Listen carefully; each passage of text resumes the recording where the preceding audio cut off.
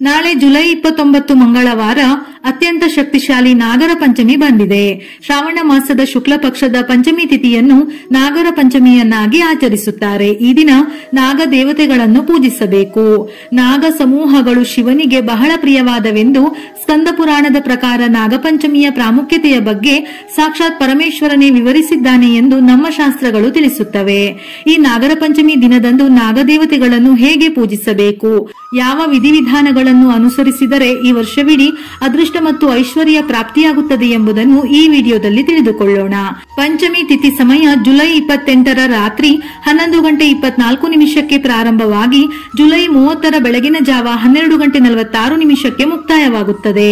ಈ ದಿನ ನಾಗದೇವತೆಗಳನ್ನು ಪೂಜಿಸಿದರೆ ಕಾಳಸರ್ಪ ದೋಷ, ಜಾತಕದಲ್ಲಿರುವ ರಾಹುಕೇತು ದೋಷಗಳಿದ್ದರೂ ನಿವಾರಣೆಯಾಗುತ್ತದೆ. ಹಾಗೆಯೇ ನಿಮ್ಮ ಜೀವನದಲ್ಲಿ ಅಪಾರವಾದ ಶ್ರೇಯಸ್ಸು ಲಭಿಸುತ್ತದೆ. ಈ ದಿನ ಶಿವನನ್ನು ಸಹ ಪೂಜಿಸಿದರೆ ಕೋರಿದ ಕೋರಿಕೆಗಳೆಲ್ಲವೂ ತಕ್ಷಣವೇ ನೆರವೇರುತ್ತದೆ. ಹಾಗಾಗಿ ಇಂತಹ ಶಕ್ತಿಶಾಲಿ ನಾಗರ ಪಂಚಮಿ ದಿನದಂದು ಪ್ರತಿಯೊಬ್ಬರೂ ಮನೆಯಲ್ಲಿ ನಿಮ್ಮ ಕೈಲಾದಷ್ಟು ಪೂಜೆ ಮಾಡಿ. ಶಿವಾಲಯಕ್ಕೆ ಹೋಗಿ ಶಿವಲಿಂಗಕ್ಕೆ ಅಭಿಷೇಕ ಮಾಡಿ. ಸಾಧ್ಯವಾದರೆ ಜೋಡಿ ನಾಗರ ಪ್ರತಿಮೆಗಳಿಗೆ ಅಭಿಷೇಕ ಮಾಡಿದರೆ ಜನ್ಮ ಜನ್ಮಗಳ ಪಾಪಗಳೇನಿದ್ದರೂ ನಿವಾರಣೆಯಾಗುತ್ತದೆ. ಈ ನಾಗರ ಪಂಚಮಿ ದಿನದಂದೇ ವಾಸುಕಿ ಸರ್ಪವು ಶಿವನಿಗೆ ತಪಸ್ಸು ಮಾಡಿ ಶಿವನ ಕುತ್ತಿಗೆಯಲ್ಲಿ ಆಭರಣವಾಯಿತಂತೆ. ಹಾಗೆಯೇ ಈ ನಾಗಪಂಚಮಿ ದಿನದಂದೇ ಶೇಷ ಸರ್ಪವು ತಪಸ್ಸು ಮಾಡಿ ವಿಷ್ಣು ಮೂರ್ತಿಗೆ ಹಾಸಿಗೆ ಆಯಿತೆಂದು ನಮ್ಮ ಶಾಸ್ತ್ರಗಳು ಹೇಳುತ್ತವೆ. ಹಾಗಾಗಿ ಈ ದಿನ ಬಹಳ ಶ್ರೇಷ್ಠವಾದ ದಿನ. ನಾಳೆ ಸ್ನಾನ ಮಾಡುವ ನೀರಿಗೆ ಈ ವಸ್ತುಗಳನ್ನು ಬೆರೆಸಿ ಸ್ನಾನ ಮಾಡುವುದರಿಂದ ಜನ್ಮ ಜನ್ಮಾಂತರದ ಪಾಪ ದೋಷ, ನಾಗದೋಷಗಳು, ಸರ್ಪದೋಷಗಳು ಮತ್ತು ಪೂರ್ವಜರ ಶಾಪಗಳು ಸಹ ನಿವಾರಣೆಯಾಗಿ ನಿಮಗೆ ಉತ್ತಮ ಫಲಿತಾಂಶಗಳು ದೊರೆಯುತ್ತವೆ. ನಿಮ್ಮ ಕೈ ಹಾಕಿದ ಕೆಲಸಗಳೆಲ್ಲವೂ ಯಶಸ್ವಿಯಾಗಲು ಈ ಸ್ನಾನವು ಅತ್ಯಂತ ಶಕ್ತಿಶಾಲಿಯಾಗಿ ಕೆಲಸ ಮಾಡುತ್ತದೆ. ಒಂದೇ ಮಾತಿನಲ್ಲಿ ಹೇಳುವುದಾದರೆ ನಿಮ್ಮ ಜಾತಕವನ್ನೇ ಬದಲಾಯಿಸುವ ಶಕ್ತಿ ಈ ಸ್ನಾನಕ್ಕೆ ಇದೆ. ಏಕೆಂದರೆ ಈ ನೀರಿನಲ್ಲಿ ಬೆರೆಸುವ ವಿಶೇಷ ಪದಾರ್ಥಗಳು ದೈವಿಕ ಶಕ್ತಿಯನ್ನು ಆಕರ್ಷಿಸುತ್ತವೆ. ಸ್ನಾನ ಎಂದರೆ ಕೇವಲ ದೇಹದ ಕೊಳೆ, ಧೂಳು, ಮಣ್ಣನ್ನು ಸ್ವಚ್ಛಗೊಳಿಸುವುದು ಮಾತ್ರವಲ್ಲ.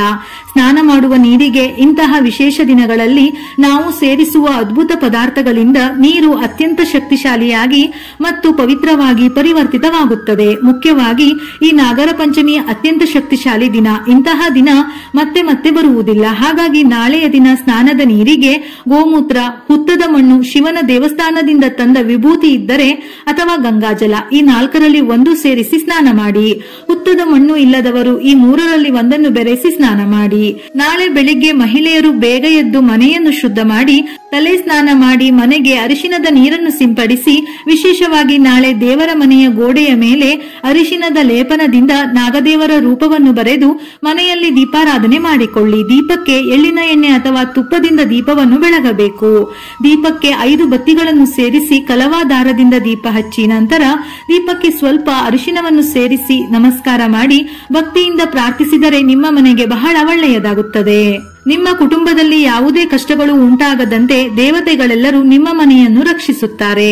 ಮನೆಯಲ್ಲಿ ಪೂಜೆ ಮಾಡಿಕೊಂಡು ಯಾವುದಾದರೂ ದೇವಸ್ಥಾನಕ್ಕೆ ಹೋಗಿ ಜೋಡಿ ನಾಗರ ಪ್ರತಿಮೆಗಳ ವಿಗ್ರಹಗಳ ಮೇಲೆ ಅರಿಶಿನ ಹಾಕಿ ಶುದ್ಧ ಹಸುವಿನ ಹಸಿ ಹಾಲಿನಿಂದ ಜೋಡಿ ನಾಗಗಳಿಗೆ ಅಭಿಷೇಕ ಮಾಡಿ ಅಗರಬತ್ತಿಗಳನ್ನು ಹಚ್ಚಿ ನಾಗದೇವತಾ ವಿಗ್ರಹಗಳ ಸುತ್ತ 5 ಪ್ರದಕ್ಷಿಣೆಗಳನ್ನು ಹಾಕಿ ನಿಮ್ಮ ಕಷ್ಟಗಳನ್ನು ಹಾಗೂ ನಿಮ್ಮ ಮನಸ್ಸಿನ ಆಸೆಗಳನ್ನು ನಾಗದೇವತೆಗಳಿಗೆ ಹೇಳಿಕೊಂಡು ನಮಸ್ಕಾರ ಮಾಡಿಕೊಳ್ಳಿ. ಈ ನಾಗಪಂಚಮಿಯ ದಿನದಂದು ಈ ರೀತಿ ನಾಗದೇವತೆಗಳನ್ನು ಪೂಜಿಸಿದರೆ ಈ ವರ್ಷವಿಡೀ ಯಾವುದೇ ಕಷ್ಟಗಳು ಉಂಟಾಗದೆ ನಿಮ್ಮ ಕುಟುಂಬವೆಲ್ಲ ಆಯುರಾರೋಗ್ಯಗಳಿಂದ ಸುಖ ಸಂತೋಷಗಳಿಂದ ಬದುಕುತ್ತೀರಿ. ಇನ್ನು ಮನೆಯಲ್ಲಿ ಏನಾದರೂ ಹಣಕಾಸಿನ ಸಮಸ್ಯೆ ಇದ್ದಾಗ ಪ್ರತಿಯೊಬ್ಬರು ನಮ್ಮ ಕಷ್ಟಕ್ಕೆ ಇರುವ ಬಂಗಾರವನ್ನು ಕೆಲವೊಮ್ಮೆ ಅಡ ಇಡುತ್ತೇವೆ.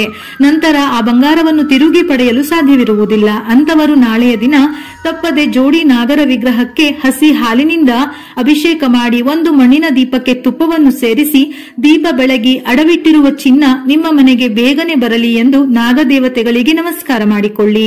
ಅತಿ ಶೀಘ್ರದಲ್ಲಿಯೇ ನಿಮ್ಮ ಆರ್ಥಿಕ ಸ್ಥಿತಿ ಸುಧಾರಿಸಿ ನಿಮ್ಮ ಚಿನ್ನ ನಿಮ್ಮ ಮನೆಗೆ ಬರುತ್ತದೆ.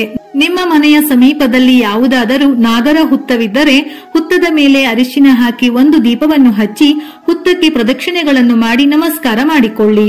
ಮುಖ್ಯವಾಗಿ ಈ ನಾಗರ ಪಂಚಮಿ ದಿನದಂದು ಹುತ್ತದ ಮಣ್ಣನ್ನು ತೆಗೆದು ಅದನ್ನು ಬೊಟ್ಟಾಗಿ ಇಟ್ಟುಕೊಳ್ಳಿ. ಹುತ್ತದ ಮಣ್ಣನ್ನು ಬೊಟ್ಟಾಗಿ ಇಟ್ಟುಕೊಂಡರೆ ದೀರ್ಘಕಾಲದ ಅನಾರೋಗ್ಯ ಸಮಸ್ಯೆಗಳೆಲ್ಲವೂ ನಿವಾರಣೆಯಾಗಿ ಉತ್ತಮ ಆರೋಗ್ಯ ಸಿಗುತ್ತದೆ. ಹಾಗೆಯೇ ಮನೆಗೆ ಬರುವಾಗ ಸ್ವಲ್ಪ ಹುತ್ತದ ಮಣ್ಣನ್ನು ತೆಗೆದುಕೊಂಡು ಹೋಗಿ ನಿಮ್ಮ ದೇವರ ಮನೆಯಲ್ಲಿ ಇಟ್ಟುಕೊಳ್ಳಿ. ಇದರಿಂದ ಕುಟುಂಬದ ಕಷ್ಟಗಳೆಲ್ಲವೂ ನಿವಾರಣೆಯಾಗಿ ನಿಮ್ಮ ಮನೆಗೆ ಅಷ್ಟ ಐಶ್ವರ್ಯಗಳು ಪ್ರಾಪ್ತವಾಗುತ್ತವೆ. ನಂತರ ನಾಳೆ ಸಂಜೆ ಸ್ನಾನದ ನೀರಿಗೆ ಹುತ್ತದ ಮಣ್ಣನ್ನು ಸೇರಿಸಿ ಸ್ನಾನ ಮಾಡಿ. ಇಲ್ಲವಾದರೆ 1 ಲೋಟ ನೀರಿಗೆ ಸ್ವಲ್ಪ ಹುತ್ತದ ಮಣ್ಣನ್ನು ಸೇರಿಸಿ ಆ ಲೋಟವನ್ನು ಬಲಗೈಯಿಂದ ಮುಚ್ಚಿ ಅನಂತಂ ವಾಸುಕಿಂ ಶೇಷಂ ಪದ್ಮನಾಭಂ ಚ ಕಂಬಲಂ ಶಂಖಪಾಲಂ ಧೃತರಾಷ್ಟ್ರಂ ತಕ್ಷಕಂ ಕಾಳೀಯಂ ತಥಾ ಏತಾನಿ ನವನಾಮಾನಿ ನಾಗಾನಾಂ ಚ ಮಹಾತ್ಮನಾಂ ಸಾಯಂಕಾಲೇ ಪಠೇ ನಿತ್ಯಂ ಪ್ರಾತಃ ಕಾಲೇ ವಿಶೇಷತಃ ಸಂತಾನಂ ಪ್ರಾಪ್ಯತೆ ನೂನಂ ಸಂತಾನಸ್ಯ ಚ ರಕ್ಷಕಾಃ ಸರ್ವಬಾಧಾ ವಿನಿರ್ಮುಕ್ತಃ ಸರ್ವತ್ರ ವಿಜಯೀ ಭವೇತ್ ಸರ್ಪದರ್ಶನ ಕಾಲೇ ವಾ ಪೂಜಾ ಕಾಲೇ ಚ ಯಃ ಪಠೇತ್ ತಸ್ಯ ವಿಷಭಯಂ ನಾಸ್ತಿ ಸರ್ವತ್ರ ವಿಜಯೀ ಭವೇತ್. ಓಂ ನಾಗರಾಜಾಯ ನಮಃ. ಪ್ರಾರ್ಥಯಾಮಿ ನಮಸ್ಕರೋಮಿ ಇತಿ ಶ್ರೀ ನವನಾಗ ಸ್ತೋತ್ರಂ. ಈ ನವನಾಗ ಸ್ತೋತ್ರವನ್ನು 9 ಬಾರಿಯಾದರೂ ಜಪಿಸಿ ನಮಸ್ಕಾರ ಮಾಡಿ ನಂತರ ಹುತ್ತದ ಮಣ್ಣಿನಿಂದ ಅಭಿಮಂತ್ರಿಸಿದ ನೀರನ್ನು ಮನೆಯಲ್ಲಿರುವ ಪ್ರತಿಯೊಬ್ಬರು ತೀರ್ಥದ ರೂಪದಲ್ಲಿ ಸೇವಿಸಿ ಮನೆಯ ಪ್ರತಿಯೊಂದು ಜಾಗದಲ್ಲೂ ಸಿಂಪಡಿಸಬೇಕು. ಇದರಿಂದ ರಾಹುಕೇತು ದೋಷ, ನಾಗದೋಷಗಳೆಲ್ಲ ನಿವಾರಣೆಯಾಗುತ್ತದೆ. ಸಂತಾನ ದೋಷ, ಮದುವೆ ವಿಳಂಬವಿದ್ದರೆ, ದಾಂಪತ್ಯ ಜೀವನದಲ್ಲಿ ಅಡೆತಡೆ ಇದ್ದರೆ, ಹಣಕಾಸಿನ ವಿಷಯದಲ್ಲಿ ತೊಂದರೆ ಇದ್ದರೆ, ಹೀಗೆ ಪ್ರತಿಯೊಂದು ಸಮಸ್ಯೆಗಳು ನಿವಾರಣೆಯಾಗಿ ಸಕಲ ಸಂಪತ್ತುಗಳು ಲಭಿಸುತ್ತದೆ. ಹುತ್ತದ ಮಣ್ಣು ಸಿಗದೇ ಇದ್ದವರು ನೀರಿಗೆ ಅರಿಶಿನವನ್ನು ಬೆರೆಸಿ ಸ್ತೋತ್ರವನ್ನು ಪಠಿಸಿ ಮೇಲೆ ಹೇಳಿರುವ ರೀತಿಯಲ್ಲಿ ಮಾಡಿ.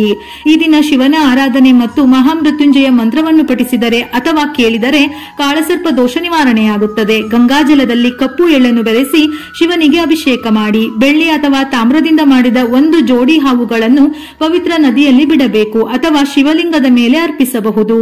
ಹೀಗೆ ಮಾಡುವುದರಿಂದ ಕಾಳಸರ್ಪ ದೋಷದ ಪರಿಣಾಮ ಕಡಿಮೆಯಾಗುತ್ತದೆ. ರಾಹುಕೇತು ದೋಷ ತಡೆಯಲು ನಾಗರ ಪಂಚಮಿಯಂದು ತುಳಸಿ ಗಿಡ ನೆಟ್ಟು ಪೂಜೆ ಮಾಡಬೇಕು. ಈ ದಿನ ಗಿಡ ನೆಟ್ಟು ಸೇವೆ ಮಾಡುವುದರಿಂದ ರಾಹು ಸಂತೃಪ್ತನಾಗುತ್ತಾನೆ. ಅದರ ಹೊರತಾಗಿ ಇಂದು ಮಣ್ಣಿನ ಹಾವನ್ನು ಮಾಡಿ ಅರಳಿ ಮರದ ಕೆಳಗೆ ಇಟ್ಟು ಪೂಜಿಸಬೇಕು. ರಾಹುವಿನ ದುಷ್ಪರಿಣಾಮಗಳನ್ನು ನಿವಾರಿಸಲು ಬಡವರಿಗೆ ದಾನ ಮಾಡಿ. ನವನಾಗ ಸ್ತೋತ್ರವನ್ನು ತಪ್ಪದೇ ಪಠಿಸುವುದರಿಂದ ಉತ್ತಮ ಫಲಿತಾಂಶ ದೊರೆಯುತ್ತದೆ. ರಾಹು ಮತ್ತು ಕೇತುಗಳನ್ನು ಒಲಿಸಿಕೊಳ್ಳಲು ಈ ಮಂತ್ರಗಳನ್ನು ಪಠಿಸಿ. ವಿಡಿಯೋ ಇಷ್ಟ ಆಗಿದ್ದಲ್ಲಿ ಮರೆಯದೆ ಲೈಕ್ ಕೊಟ್ಟು ನಿಮ್ಮವರಿಗೆ ಶೇರ್ ಮಾಡಿ. ಇದೇ ರೀತಿಯ ಮನಮುಟ್ಟುವ ಉಪಯುಕ್ತ ಮಾಹಿತಿಗಳಿಗಾಗಿ ಮತ್ತೆ ಭೇಟಿಯಾಗೋಣ.